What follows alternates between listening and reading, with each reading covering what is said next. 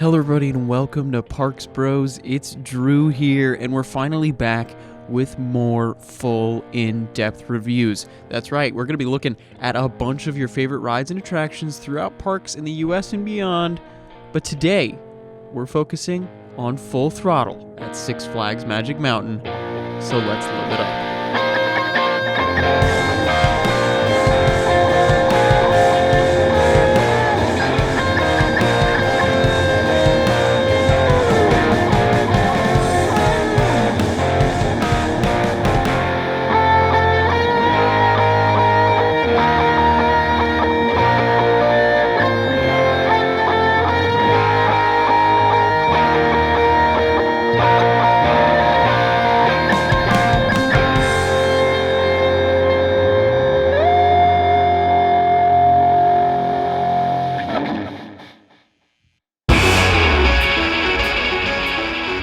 Full Throttle is a Skyrocket 3 model made by Premier Rides and opened in June of 2013 at Six Flags Magic Mountain in Valencia, California. This ride set a world record at the time of its opening with the tallest vertical loop in the world, standing 160 feet tall.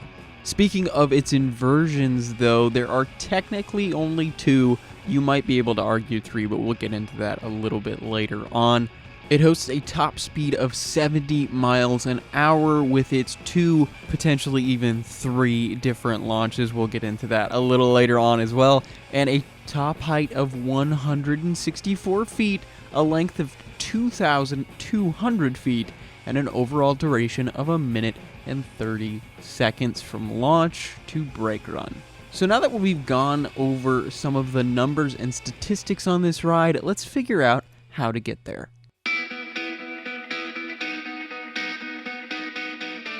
Now this ride is actually pretty easy to navigate to because it's in the entrance area of Six Flags Magic Mountain. So once you enter in through that front entrance, you're going to take a right turn toward the big old fountain with Tatsu and Revolution looming overhead. Then you'll take a right, and Full Throttle is literally right in front of your eyes at that point. So pretty easy to be able to navigate to there, and I would argue it's probably the easiest coaster to get to from the front entrance of the park as well. Of course, this brings us to the queue, which starts off with a giant, and I mean massive, tent-like structure that will give you some nice and needed shade for a lot of these switchback sections before you move on later in the queue. Now, this spot also has some really nice lighting at nighttime and a giant LED screen showing off plenty of different commercials and even music videos tying into the ride itself, and even some inspirational videos telling you to live it up as best you can, and you only live once. Yes, that was a major tagline when this ride opened. Heck, it was 2013. We were all saying it back then. Soon you'll pass underneath that giant LED screen and skip a good 100 feet toward the rest of the queue, which I always found kind of fascinating, the fact that there's this giant gap in between the two sections of queue. At this point, you'll be able to get a great view of the loop itself and its final drop, which is just massive looking, especially from that angle. And before you know it, you'll be greeted by a couple more screens showing off the typical Six Flags lineup of Looney Tunes and other commercials, while you head up a pretty barren rampway to the station. In the station, you'll have a nice shade structure just like the rest of the parts of the queue, which I really do appreciate at Magic Mountain especially, and that's where you'll be put into a specific row to get on to Full Throttle.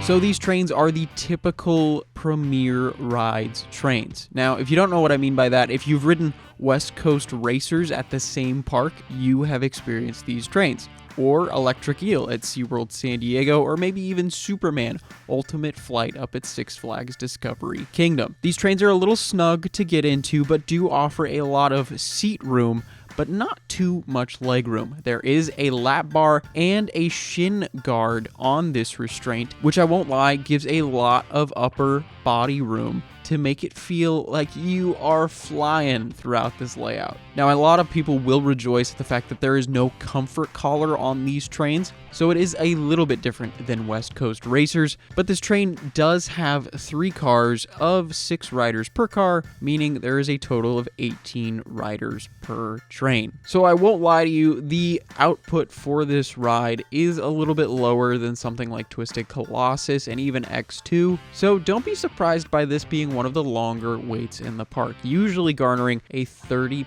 minute wait. Now that we're all seated and ready to live it up as best we can, let's get ready to launch out of that station.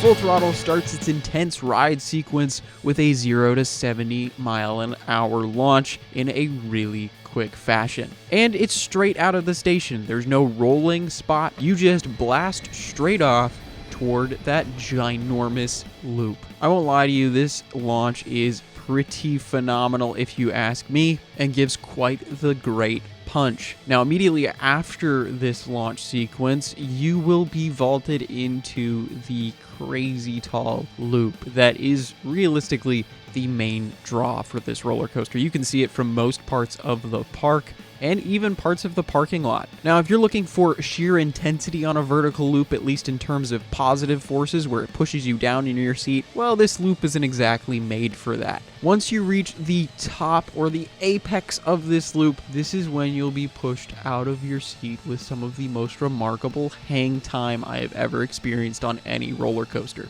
which means you'll be upside down and also getting negative G-forces, being pushed toward the earth, which is just a frightening experience for a first-time rider. Or if you're an experienced rider like me, it's just a little bit more fun. After this, you'll be pushed back toward the ground, and this is where your photo will be taken on the right-hand side, so make sure to look out for that. And you'll be twisting and turning up to the top of the mountain, which I gotta say is one of the smoothest parts of any roller coaster I have ever experienced. That is just something that Full Throttle does incredibly well. It is ridiculously smooth. After turning right and then turning left, you'll be going right over the main plaza right in front of Superman Escape from Krypton before you end up diving downward into a really cool dive loop element. This element makes it feel like you're jumping off the side of the mountain in the coolest way possible. And it will push you right into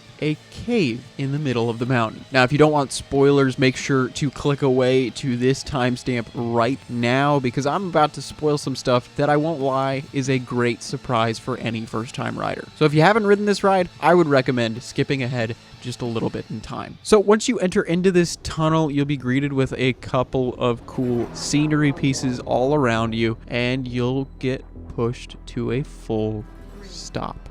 That's right, you stop completely in the middle of this ride. You'll have an audio track start to play. You'll hear Ozzy Osbourne's iconic laugh from the beginning of Crazy Train, and you'll be launched backwards back into that dive loop element, which gives some amazing hang time while you're going the opposite direction before plummeting back down that dive loop and back through that tunnel to give you probably the most powerful launch of the ride, at least in my opinion. Maybe it helps you've got all that scenery around you that whizzes by in that tunnel-like setting before heading toward the left and upward to the very top of that loop that you just traversed about 30 seconds earlier. This is where you'll get an amazing right side up view of everything that Magic Mountain has to offer, as well as the surrounding area of Santa Clarita and Valencia. And it gives you a relative moment of calm if you're not sitting in the front row, because in the front row you'll get a nice little bit of floater airtime going up into this element. But this is when the most crazy element of the ride, at least in my opinion, if you're sitting in the back especially,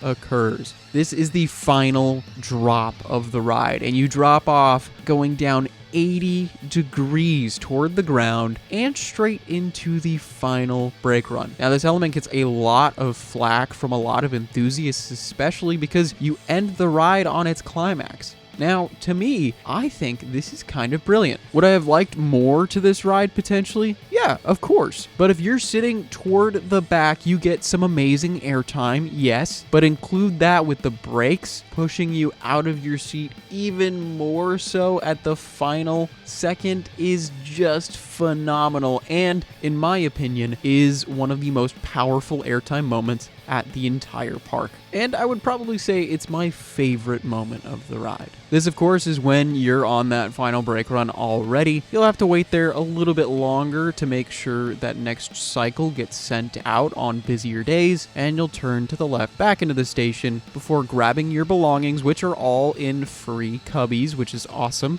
and walk down a ramp back toward the main queue that you just went through a little while earlier. But with that, your experience on Full Throttle has already passed. And while yes, you only live once, but it looks like you can ride Full Throttle over and over again. Full Throttle. What a fun ride, at least in my opinion. I always love to get to ride this awesome coaster whenever possible due to its quick and fun layout as well as some of its more intense moments, especially with that vertical loop and the final drop. So going over some of my favorite and least favorite things about the ride, definitely for favorite, that loop, that final drop, the launches, and the dive loop. Now, in terms of least favorite, I guess I gotta say theming potentially, just because there's a real lack of it throughout the layout. I mean, the theme is literally YOLO, which I won't lie is a little confusing for a theme to try and wrap your head around, especially as a guest. But I will say, I do think this roller coaster gets a lot of flack that is not deserved. Sure, it's not a star attraction at the park, but it was really never meant to be. It's an all-around great experience, though, for those thrill seekers in your group that will give a lot of fun moments that you won't want to miss up, even in its short ride length. One great thing about the ride, though, is it is incredibly unique. I mean, you don't get a giant vertical loop with much hang time anywhere else in the park and anywhere else on the West Coast, really. At least not like that. Also, a backwards launch makes this ride really stand out alone. Now, with all that said, let's head on to our ratings, which are a little unorthodox if you haven't seen these videos before. First, we'll give off a ski slope rating, pretty much letting you know how experienced of a coaster rider you should be before taking on this roller coaster. We'll also be letting you know how intense it is in a 5-star rating, as well as how fun it is, and giving an overall score out of 10. So, with a ski slope rating of a black diamond, this ride is definitely for more experienced coaster riders. This shouldn't be the first roller coaster you ever ride, that is for sure. I feel like that might be a little bit too far of a leap, and I would totally recommend rides like Gold Rusher, New Revolution, and even potentially West Coast Racers to check out before Full Throttle. In terms of intensity, though, this is easily a 4 out of 5 stars. I mean, you've got really powerful launches, a backward section, also some crazy hang time, and awesome positive and negative G-forces throughout the ride. This easily makes it a 4 out of 5 in terms of intensity, and even a 4 out of 5 star rating for fun overall. I think this is a really fun ride, and I think it puts fun first. And I would even argue that there are only a handful of rides at Magic Mountain that try and compare in that funness style. I mean, West Coast Racers is one of the ones that pops to mind first, and then something like Twisted Colossus. But that moves us on to our overall rating out of 10. This is easily an 8 out of 10. I think it's a really solid and a fantastic roller coaster that you should definitely check out whenever you visit the park. I don't think I would put this necessarily as a first overall priority in the park, at least with other rides like X2, Tatsu, Twisted Colossus, and even West Coast Racers within the same vicinity, but it is definitely something you should check out nonetheless, because it'll make your day at Magic Mountain that much more fun.